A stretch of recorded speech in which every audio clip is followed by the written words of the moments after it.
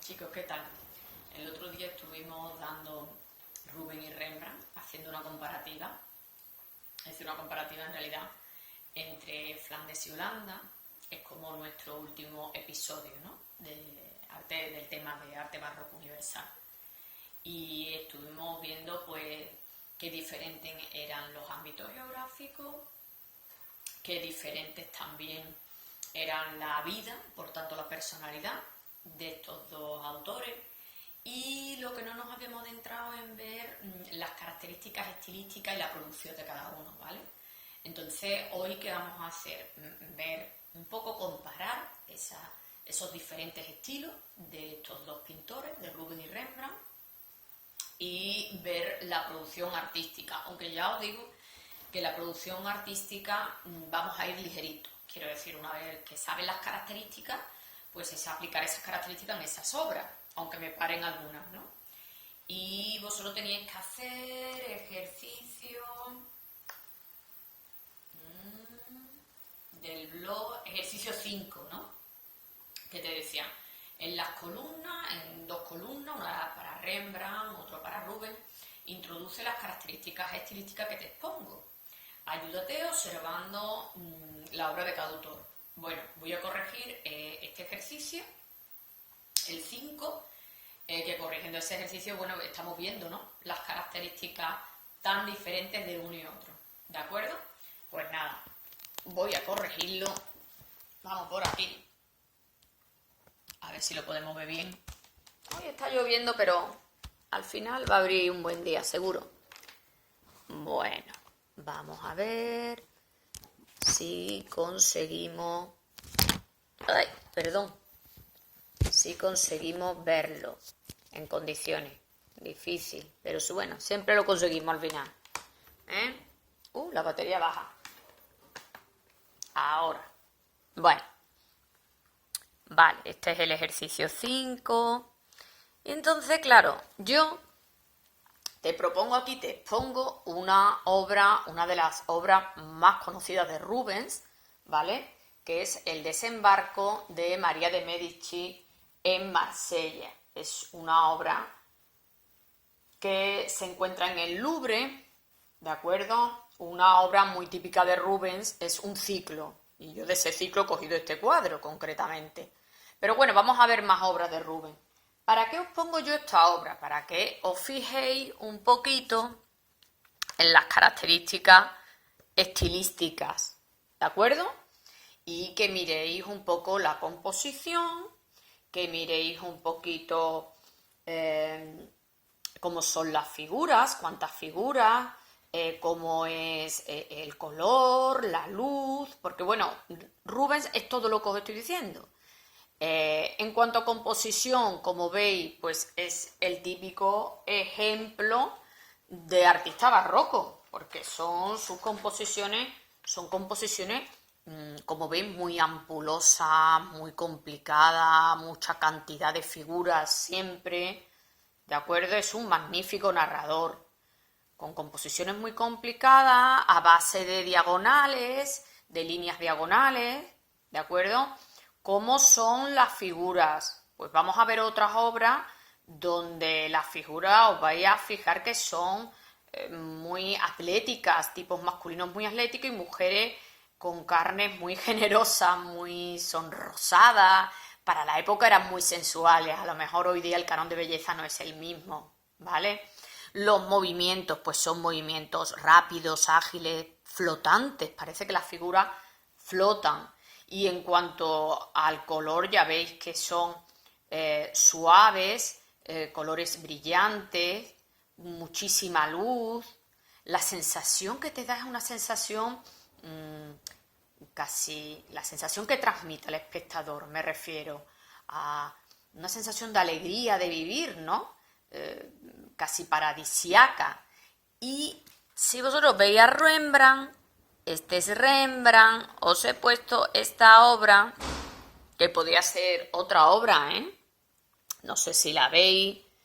Vamos a ver. Espero que la veáis bien, me interesa que la veáis bien. Ahí, Rembrandt. Pues bueno, Rembrandt también es barroco, pero claro, sus composiciones no suelen ser composiciones tan rebuscadas, tan ampulosas como la de Rubens, ¿veis? Sus composiciones son más sencillas, se centran normalmente en menos figuras. Por supuesto, estamos hablando en general, ¿eh? Que después depende de la obra.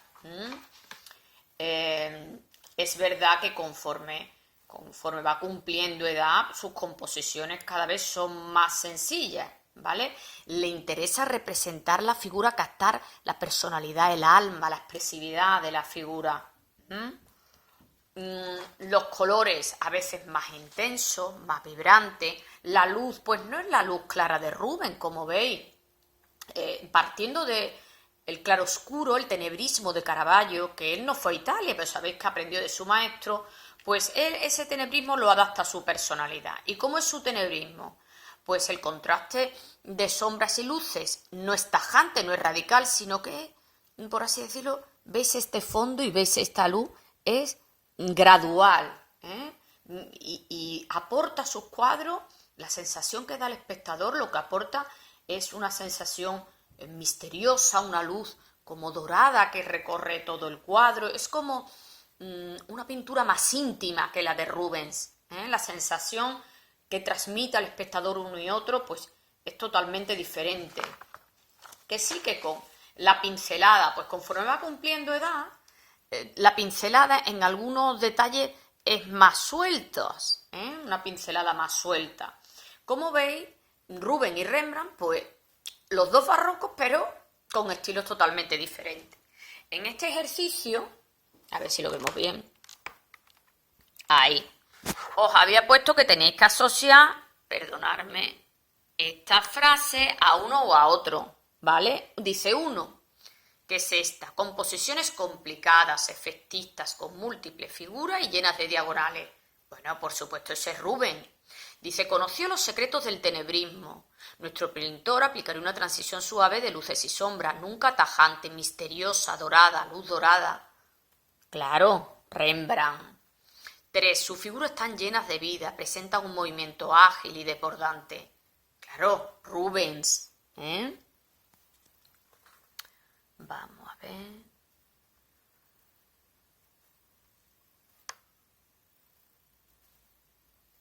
Vamos a seguir adelante, dice 4. ¿Veis? 4. Sus figuras presentan... Uy, un momentito. Ay. Vamos a quitar esto. Vale. Su figura presenta un desbordamiento de forma. Es un pintor que utiliza tipos masculinos atléticos y mujeres de carne generosas, sonrosadas y sensuales. Claro, Rubens. Después, el 5, que sería este. Con el paso del tiempo tendrá composiciones cada vez más sencillas, un color más vibrante, una factura más suelta. Igualmente buscará cada vez más la expresividad interior del retratado. Rembrandt. Vamos a ver. Seguimos adelante en este ejercicio. Dice, es un verdadero mago del color, presenta una tonalidad clara, suave, un colorido intenso, cálido. Bueno, eso sería Rubens. Dice, intenta estudiar en sus personajes. Otra vez nos va a molestar esto. Dice... Ahí, intenta estudiar en sus personajes las distintas emociones, más Rembrandt. Su pintura conecta directamente con una alegría de vivir, Rubens. En las escenas religiosas aporta una visión íntima, personal y cercana, lejos de la majestuosidad de otros autores, Rembrandt. Rembrandt, que la verdad que aunque representa escenas religiosas, pero a él le gusta escenas religiosas con composiciones sencillas. Y ahora el 10, que es el último...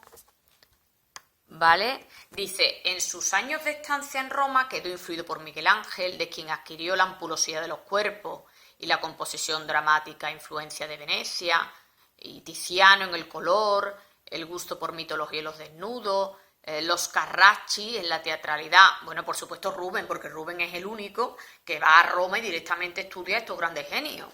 ¿De acuerdo? Vale. Bueno.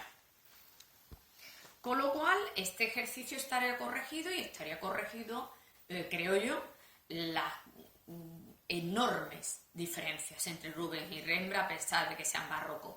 Rubens sigue un poco en este sentido como la vía de los Carracci en Italia, ¿vale? Con esas composiciones más complicadas, esa luz más clara que recorre todos sus cuadros, esa cantidad de figuras con movimiento flotante. Rembrandt pues sigue más la vía de Caravaggio, claro, sin tener el tenebrismo brusco de Caravaggio, ni seguir esa pintura más, digamos, más radical de Caravaggio, es más elegante a la hora de representar sus figuras, ¿vale? Bueno, en cuanto a obras, venga, pues vamos a ver obras de Rubens y de Rembrandt. Yo de Rubens voy a hablar, lo voy a enseñar esas obras y me centro en 2 o 3 y Rembrandt voy a hacer lo mismo, ¿vale? Tienes un PowerPoint que lo tenéis colgado, con lo cual no creo que haya problemas ninguno. Podéis todo lo que estoy comentando verlo, ¿eh? Vamos a ver. Vale, os lo enseño, ¿vale? Lo vamos viendo. Primero las obras de Rubens. Lo mismo algunas os suenan, no lo sé. Lo mismo algunas os suenan. Bueno, estas son las obras de género religioso. Rubens lo he asociado por géneros, ¿no? Entonces aquí tenéis las obras de género religioso que os he puesto 3. Esta, la elevación de la cruz, que se encuentra en la catedral de Amberes. Esta, el descendimiento, las 2 en la catedral de Amberes. Y el triunfo de la Eucaristía de Rubens, que esta se encuentra en el Prado, podéis ir a verlo. Y esto en realidad era un conjunto, no una obra, era un conjunto de 20 tapices que había encargado la hija de Felipe II, Isabel Clara Eugenia. Se le había encargado a Rubens para ofrecérselo al convento de las Descalzas Reales de Madrid, que era donde ella se había educado. De este ciclo, pues esta obra es muy importante porque representa el poder de la Iglesia católica, del papado, frente al protestantismo. Y aparece la Iglesia representada en esta figura, ¿veis? Con la custodia, con la tiara papal, eso representa a la Iglesia católica. Y está en una cuadriga montada, como veis, y deja atrás 2 figuras que sería la ceguera y la ignorancia. Y está arrollando a otra serie de figuras que veis aquí, que está arrollando, que representa el odio, la discordia, la maldad. Bueno, es una obra religiosa, pero muy simbólica, claro, y con todas las características típicas de Rubens. Después tenemos obras que podemos caracterizar de históricas, que es este ciclo muy interesante, que es el ciclo de María de Medici. Bueno, María de Medici se había casado, su marido era el rey Enrique IV de Francia, y ella encarga para decorar el Palacio Luxemburgo de París este ciclo, ¿vale? Bueno, le encarga a Rubens en realidad 2 ciclos, lo que pasa que uno no llegó a hacerlo Rubens por problemas financieros y políticos, ¿no? Y entonces nada más hace el primer ciclo, que consta de 21 cuadros, que esos 21 cuadros que se dividen en 4 periodos. Uno que habla de la juventud de María de Medici en Florencia, hasta su casamiento. El segundo periodo, que habla de los 10 años de su reinado, que concluyen con el asesinato de su marido. Y el tercer periodo, que habla de su regencia hasta la mayoría de edad de Luis XIII. Y por último, las desavenencias con su hijo y la reconciliación final. ¿Qué es lo interesante? Pues lo interesante es porque este ciclo refleja muy bien todo lo que hemos hablado de las características de Rubens, ¿vale? De esas complicadas composiciones, líneas diagonales, la luz clara. Y qué interesante cómo está intentando representar la vida real de María de Medici, de hecho ella se lo encargó, pero lo mezcla con aspectos mitológicos, con elementos mitológicos que él también conocía. Por ejemplo, aquí, que es parte de ese ciclo, está representando a cómo le presentan a Enrique IV el retrato de María de Medici, que era una costumbre muy típica en la realeza europea de la época, pues antes de conocer con la que iban a matrimoniar, presentarle un cuadro, que a veces estaba idealizado, la verdad. Pero en fin, en este caso, por ejemplo, pues aparece Júpiter y Juno, que le están ofreciendo, es decir, dioses mitológicos que le ofrecen a Enrique IV este cuadro. Lo pongo como ejemplo para que veáis cómo intentan mezclar la mitología con elementos reales, ¿no?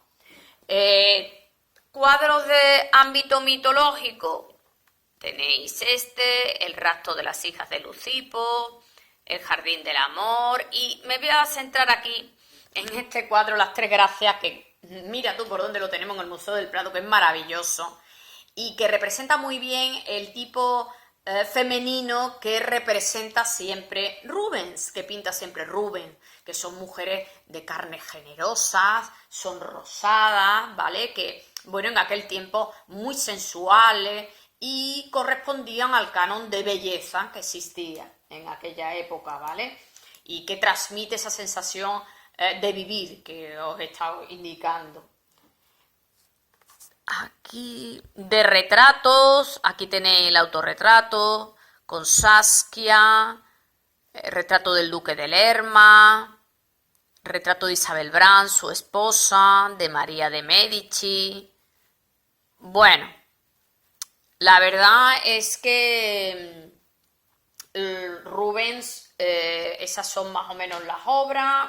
Sé que la tenéis en teoría, que la tenéis en este PowerPoint.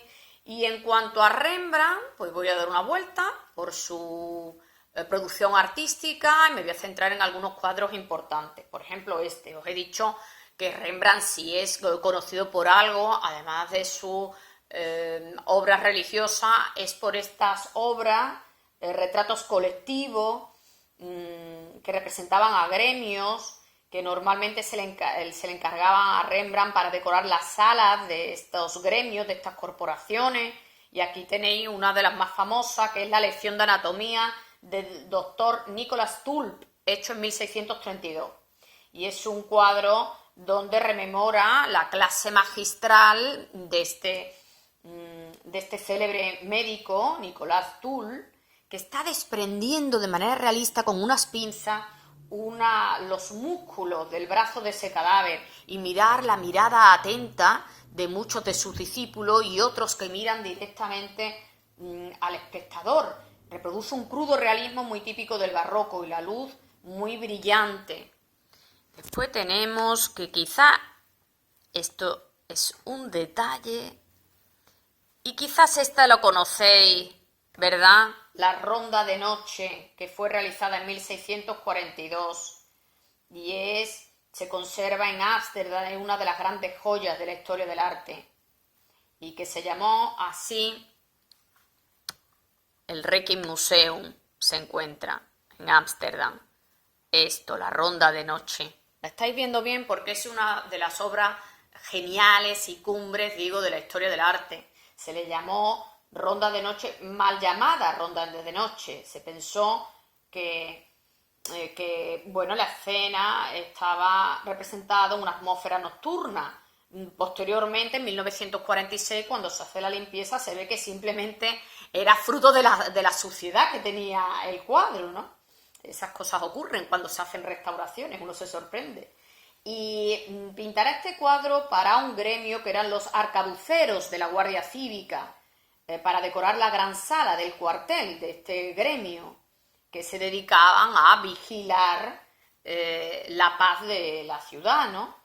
Y aparece representado, bueno, aquí por ejemplo, a pesar de ser Rembrandt, la composición es bastante complicada porque hay muchísimas figuras que están desfilando. En la parte central aparecen dos personajes, ¿vale? Que parece que se ha cogido espontáneamente, que están hablando entre ellos. Uno es el capitán Banning Cook, que aparece vestido de negro, ¿vale?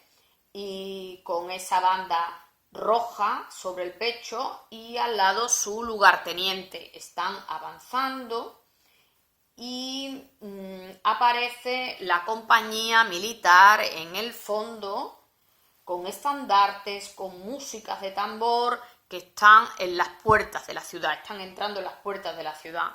Y personajes, ciudadanos, como esta niña que están observando ese desfile. Bueno, deciros que la profundidad captada, la cantidad de planos de profundidad es impresionante, la calidad de la atmósfera también, cómo se ha captado la atmósfera, es impresionante en este cuadro. Os he puesto detalles que merecen la pena del cuadro. Después tenemos otro retrato colectivo de gremio, el síndico de los pañeros, que lo hace en 1662, donde está representando el gremio de fabricantes de tejido. Y, por supuesto, se le encargó esta obra para este gremio. Aparece una mesa de gobierno, aparecen los fabricantes de tejido y parecen conmemorar el final de un mandato. Los personajes aparecen como sorprendidos, ¿no? En la mitad de sus cuentas, en una junta económica que parece que tiene un balance positivo, mientras que están realizando esa junta económica, parecen sorprendidos por el pintor y miran directamente al pintor. Bueno, os he presentado la parte, digamos, con mayor éxito, más feliz de Rembrandt, pero ya sabéis que tiene otro periodo ya en plena madurez, donde va a sufrir, ya os comenté, una crisis financiera, religiosa, artística, y de ese periodo os he puesto, bueno, estos son otras obras religiosas, autorretratos que hacía muchísimo a lo largo de su vida. Mirad qué maravilla. Y mirar cómo al final de su vida, aquí se ve muy bien la pincelada, es como más nerviosa, más suelta. Y al final de su vida, pues tenemos el retrato de su hijo. Al final de su vida, pues os voy a presentar dos obras, donde la pincelada, como digo, es más suelta, donde los colores son más vibrantes. Por ejemplo, este retrato que es muy original en temática, que es el buey abierto en canal, ¿vale? O este retrato de Homero, o Aristóteles contemplando el busto de Homero. Vale. Bueno, deciros que, claro, he ido un poquito rapidito, me he centrado en las obras fundamentales, que es las que vienen más detalladas en la teoría. En las otras obras, pues solo con que observéis que las características se acomodan a las que hemos dado, pues ya está. Bueno, para el próximo día vamos a empezar tema nuevo, arte barroco español. Yo creo que vamos a ir más deprisita, porque una vez que habéis entendido el arte barroco, pues ya se aplica, el arte barroco universal ya es aplicable en España, con sus elementos, digamos, especiales, ¿no? He colgado en el tema arte barroco español la teoría, por si la queréis descargar o leer o lo que sea, y los PowerPoint porque he descargado arquitectura barroca española y pintura barroca española porque tenía dudas si la teníais el PowerPoint. Yo creo que sí que tenéis todos los PowerPoint, ¿vale? ¿Qué vais a hacer para el próximo día? Pues yo que vosotros solamente leería la arquitectura barroca española, la teoría, y la escultura barroca española, solo la introducción y Castilla, solamente eso, que es lo que vamos a explicar, ¿vale? Venga, adiós.